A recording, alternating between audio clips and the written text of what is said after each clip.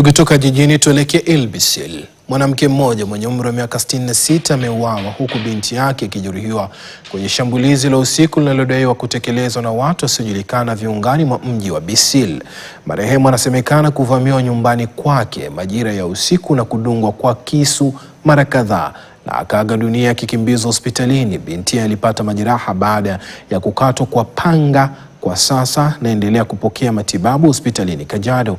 Polisi eneo hilo wanaendelea kuwasaka washukiwa wa uvamizi huo. Tukio hilo limezua wasiwasi miongoni mwa jamii za eneo hilo, wito ukitolewa kwa asasi za usalama kuimarisha usalama wa eneo hilo hasa nyakati za usiku.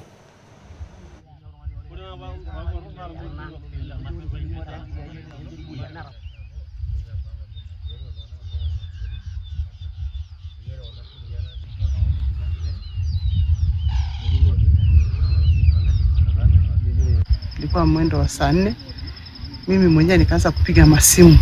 Kuna watu tu hapa majirani nikaanza kuwapigia masimu.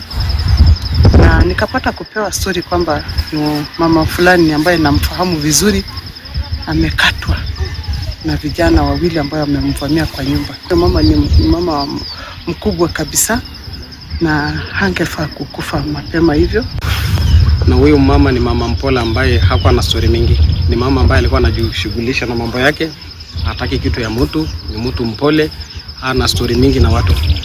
Kwa hivyo tunashangaa ni kwa nini haya yamempata. Kwa hivyo nataka hao mapolisi ambayo tuko hapa kai kijiji yetu ya Bisil, tafadhali akuwe anasunguka usiku na mchana kuona wale watu ambayo anatembea kwa njia ambayo haifai katika makijiji yetu.